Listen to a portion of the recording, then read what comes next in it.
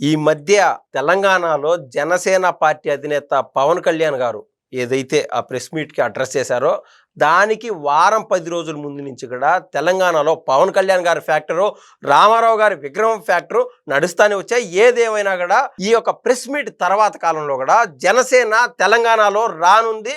ఖచ్చితంగా పోటీ చేస్తా ఉన్నటువంటి మాటలు కూడా అనేక మంది వాళ్ళదైన శైలిలో వాళ్ళు మాట్లాడడం జరిగింది.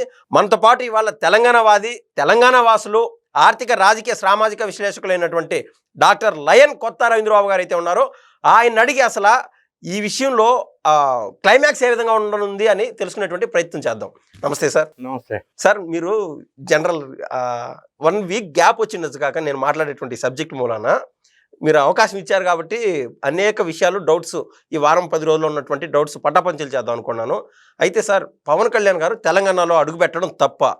ఒకటి, ఇఫ్ మీరు అదే గన ఒకవేళ తప్పు అనే గన అంటే నేనేమంటానంటే, ఒకవేళ నాది తెలంగాణ ఆంధ్రానా అనేది ఈ పక్షపాతం లేకుండా 10 మంది పోయి చెన్నైలో జాబులు చేసుకుంటున్నారు, ఢిల్లీలో జాబులు చేసుకుంటున్నారు, నోయిడాలో చేసుకున్నారు, గుర్గావ్ కేరళకు పోయి జాబులు చేసుకుంటున్నారు. ఇండియా మనది, తెలంగాణకి మీరు ఎట్టొస్తారా అంటే అది తప్పు కాదంటారా సార్? ఇప్పుడు పవన్ కళ్యాణ్ హైదరాబాద్ వచ్చేసి తెలంగాణ ఆవిర్భావ దినోత్సవం రోజున సభ పెట్టుకోవడం కోసం ప్లాన్ చేసుకున్నారు. అవును.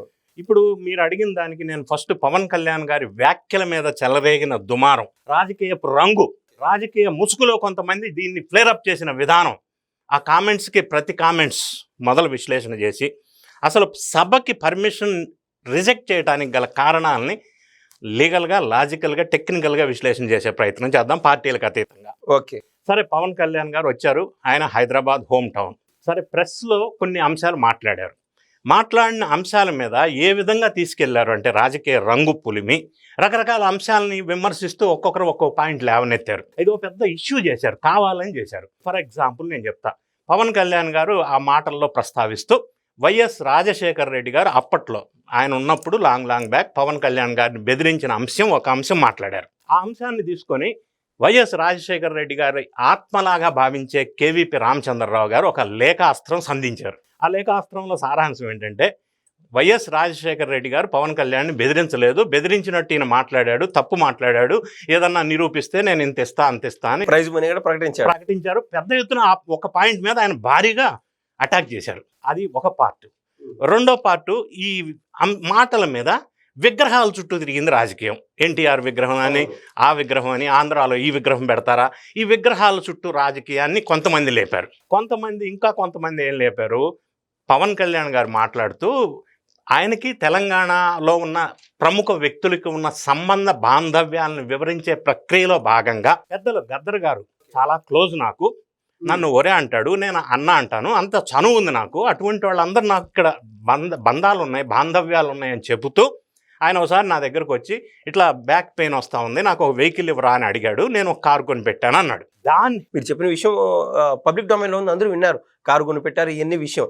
అయితే సార్, అసలు పవన్ కళ్యాణ్ గారు ఆ మాట ఎందుకు అనాల్సి వచ్చిందంటే, నేను చెప్పినట్టు ఆ వారం 10 రోజుల ముందు నుంచి గద్దర్తో పాటు తిరిగితివి, గద్దర్ పంచినే చేరుతివి, అయితే ఈరోజు గద్దర్ నువ్వు పట్టించుకోలేదు అనేటువంటి మాట పవన్ కళ్యాణ్ గారిని మళ్ళీ ట్రిగ్గర్ చేసే ప్రయత్నం చేశారు. కాబట్టి ఆయన వివరణ ఇచ్చుకోవటం ఒకటి, రెండోది నాకు బంధం ఉంది, సంబంధం ఉంది అని ఎస్టాబ్లిష్ చేయడం కోసం ఒక ఎగ్జాంపుల్ చెప్పారు.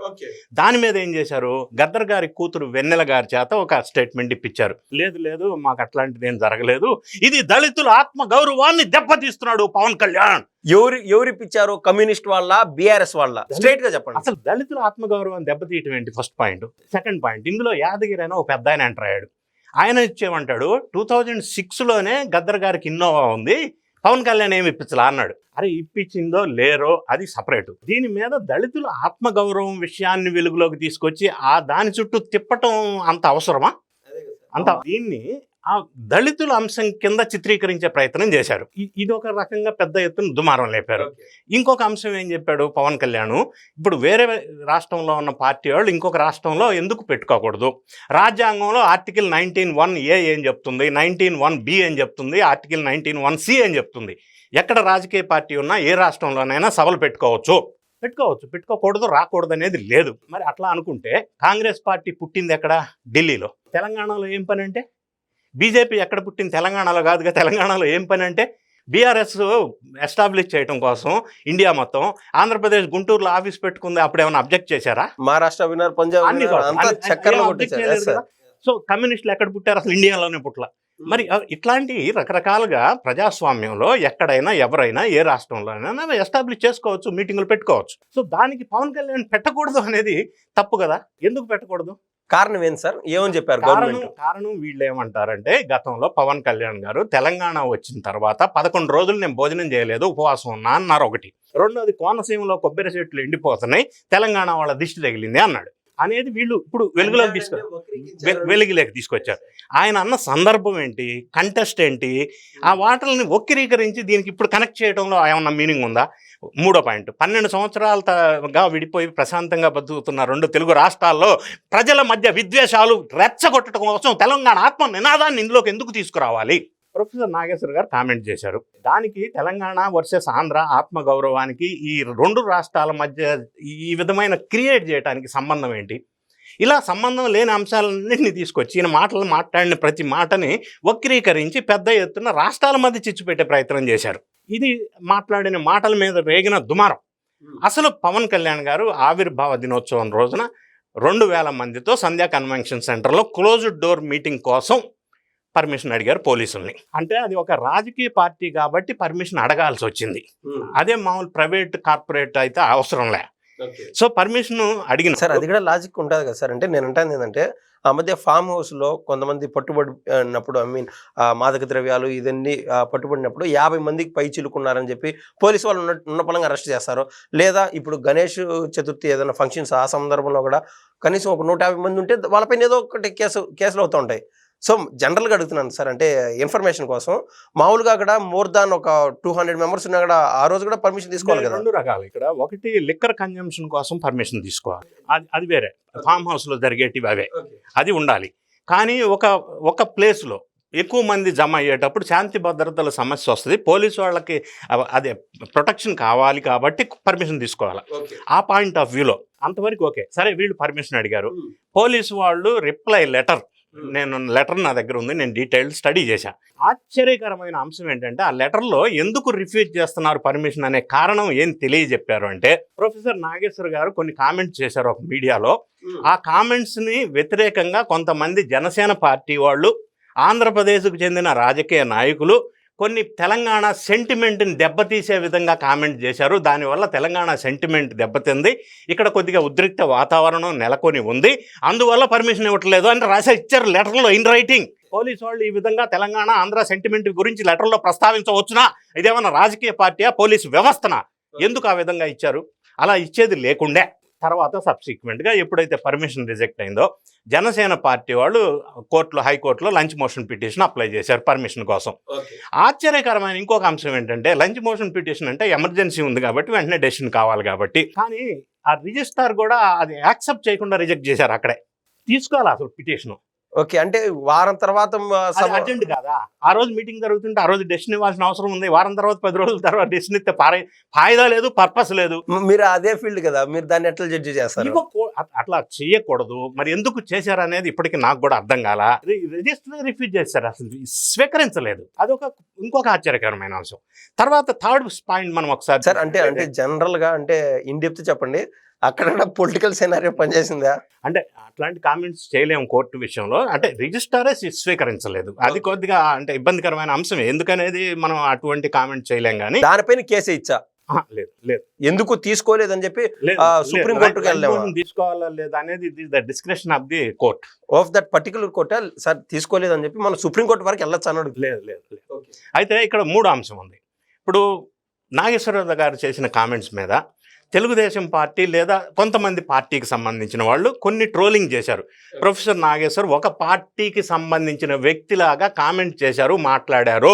ఒక పార్టీని నెత్తినేసుకొని భుజానేసుకొని మోసే విధంగా, రెచ్చగొట్టే విధంగా, ప్రజల్లో విద్వేషాలు కొట్టే విధంగా ఆయన మాట్లాడారు అని ట్రోలింగ్ జరిగినాయి. సో దీనికి నాగేశ్వరరావు గారు హట్ అయ్యారంట. హట్ అయితే ఆయన తెలుగుదేశం పార్టీకి వివరణ ఇవ్వాలా, కౌంటర్ ఇవ్వాలా, ఖండించాలా కదా?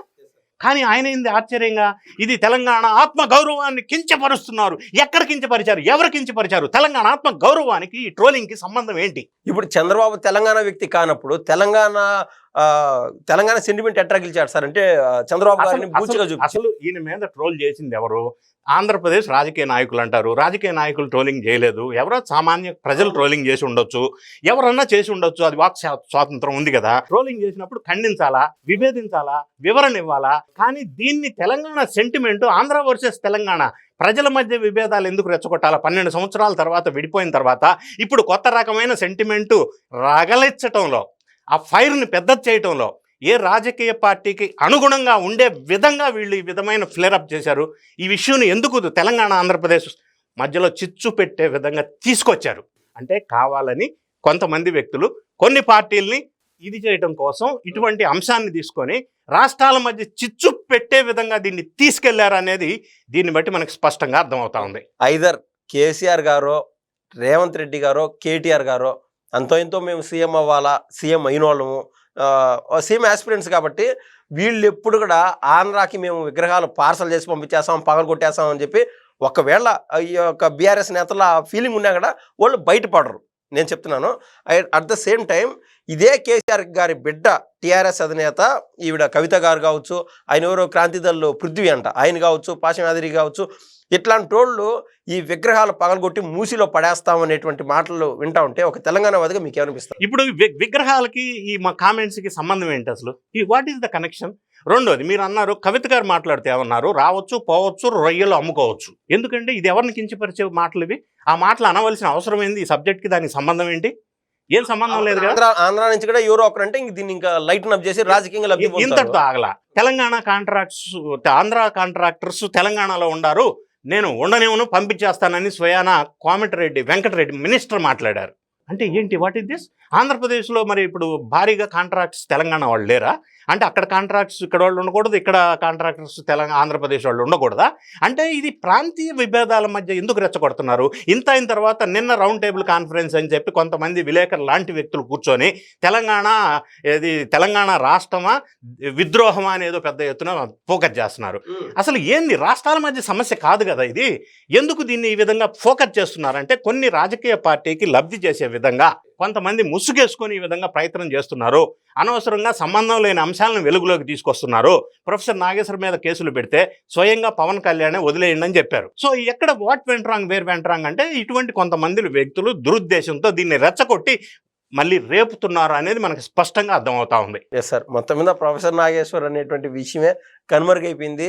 సెంటిమెంట్ అనేది స్పష్టంగా క్లారిటీగా పైకి తీసుకొచ్చాడు. అంటే సెంటిమెంట్ పైకి తీసుకొచ్చాడు. తాంబూలాలు ఇచ్చేశాను తన్నుకు సావండి అన్నట్టుంటే కుదరదు కదా. అది విఘ్నులు, విశ్లేషకులు లేదా మేధావులుగా చెప్పబడుతున్న వాళ్ళు ఈ విధమైన రెచ్చగొట్టే కామెంట్స్ చెయ్యకూడదు. Okay sir, thank you so much sir. Thank you.